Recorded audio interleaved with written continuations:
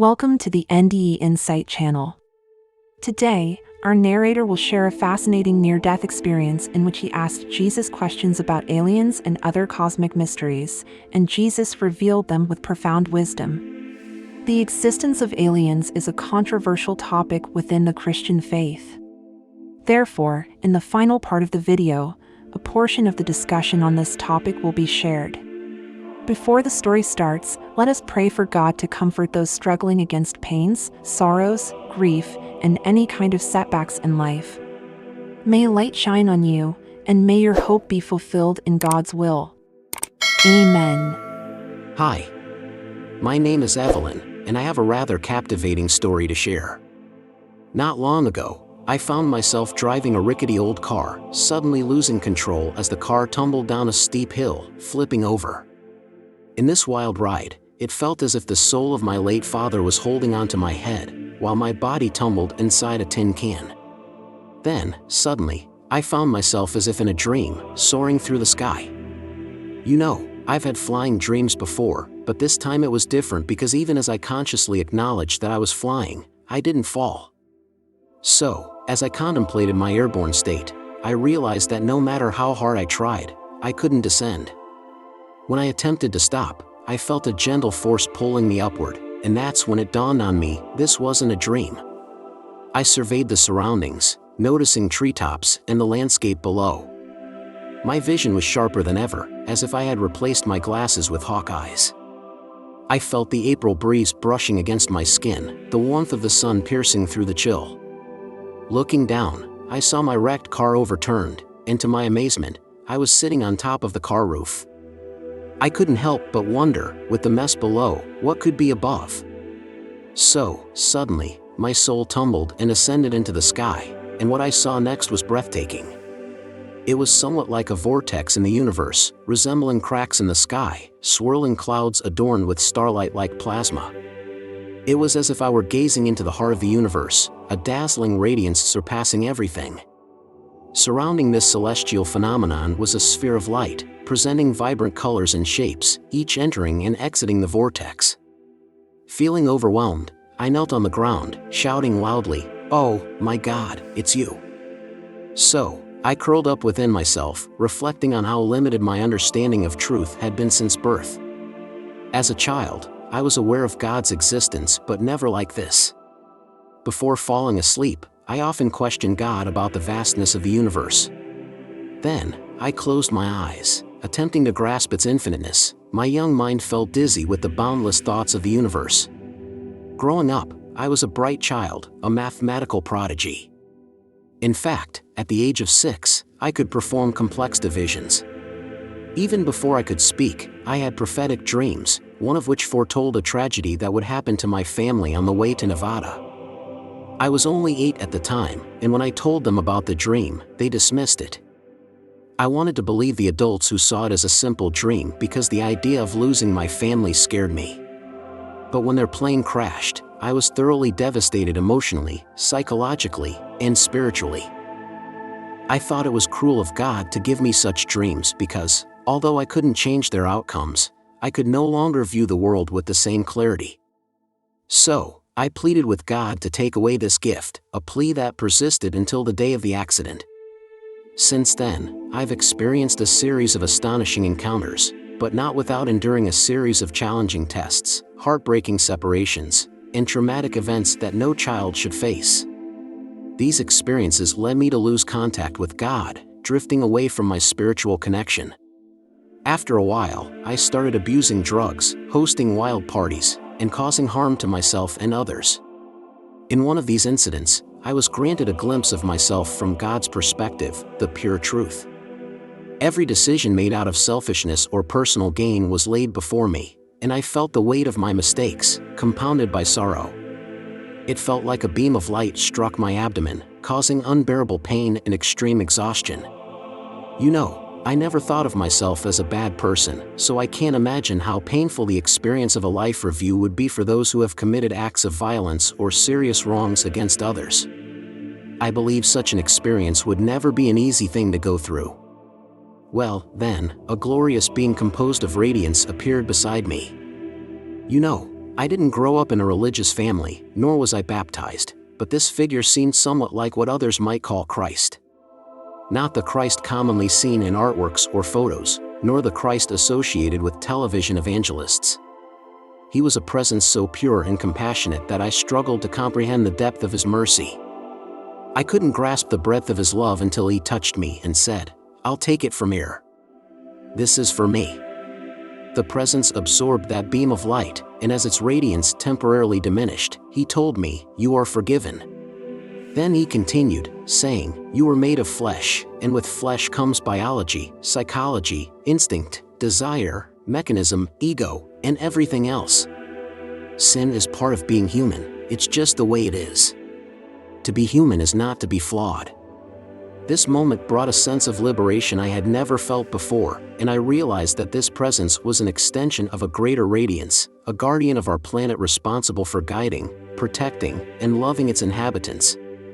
Of course, that was just my understanding at the time, and I know the cosmos is far more complex than I could comprehend. So, I eagerly began asking questions, much like a curious child. Are there aliens? UFOs? Extraterrestrial life? Parallel universes? And so on. Then, a wave of lighthearted laughter erupted, like someone gently patting my head. Then, he directed my attention to the top of my head, as if my mind had been connected to an immense, infinite stream of knowledge. I saw everything and nothing, from the beginning of time, possessing the entire memory of the universe, from the Big Bang to the Big Crunch, and back to the Big Bang. I became familiar with every discipline, including cosmology, biology, spirituality, consciousness, existence and non-existence, physics, and mathematics. In that moment, I merged with the universe, understanding every secret and puzzle. God encompassed everything, including everything that ever existed and would never exist. As a human, my understanding is limited to things that make sense in my terms. Everything tends to be anthropomorphized because even the most enlightened humans are still just humans. It's kind of like a chair perceiving a table as a strange, backless chair.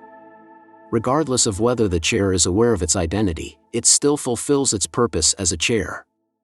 It may never question its chairness or attempt to transcend it, but a chair it remains.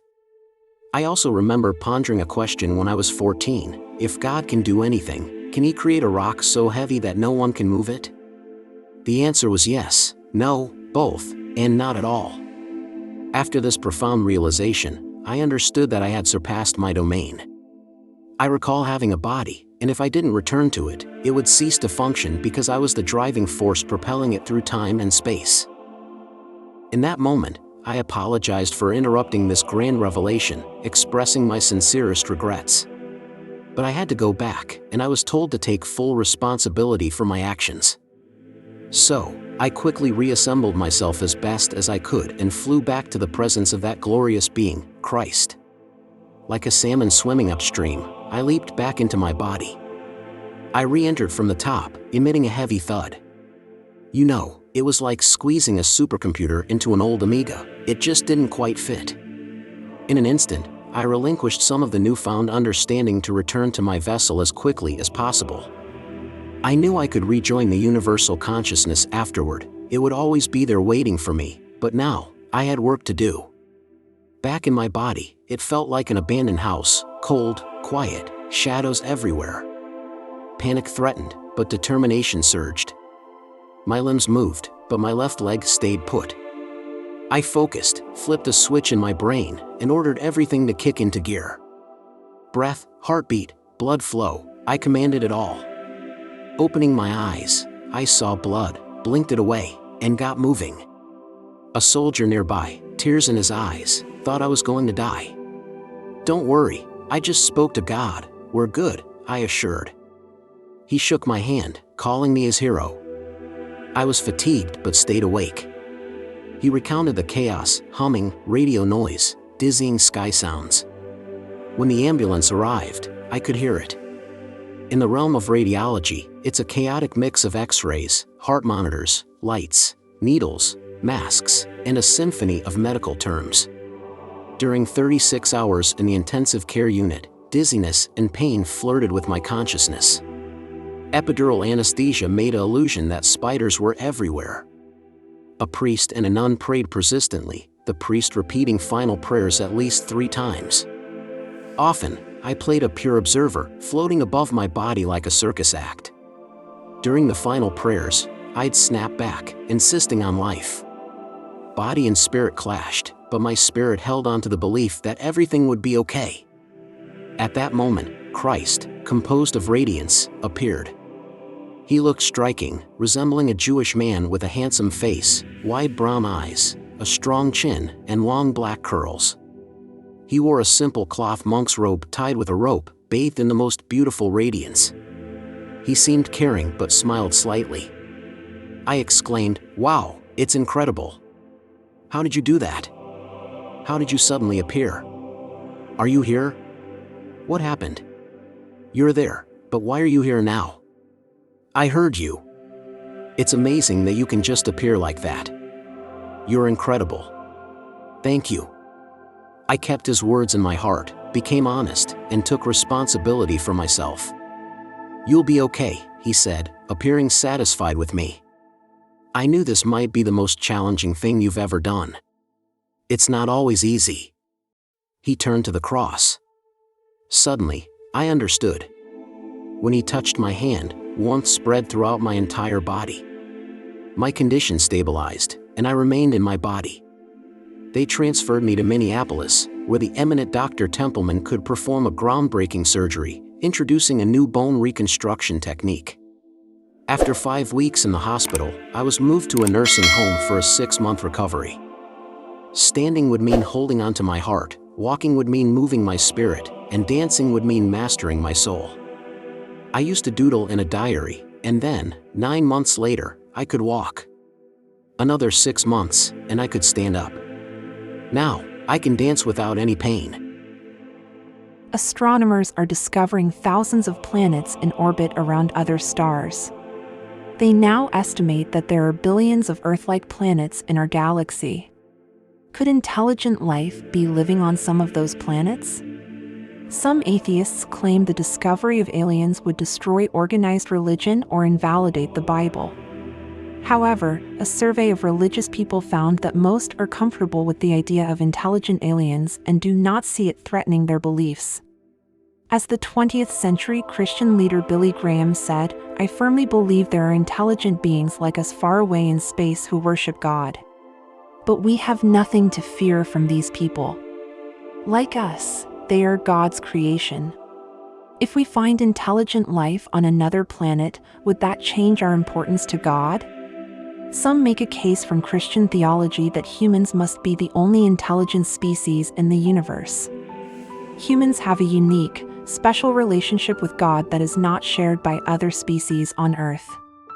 This can be extended to say that humans are unique in the universe as well. Others make a case from Christian theology that humans could be one of many intelligent species. As God is generous in creating an Earth that is fruitful in producing many life forms, it can be extended to say that God has created a fruitful universe with many intelligent beings. God has the capacity to love each species in a special way, without diminishing any love for us. What are your thoughts on the existence of aliens? Do you see it as conflicting with the Bible? Feel free to share your comments below.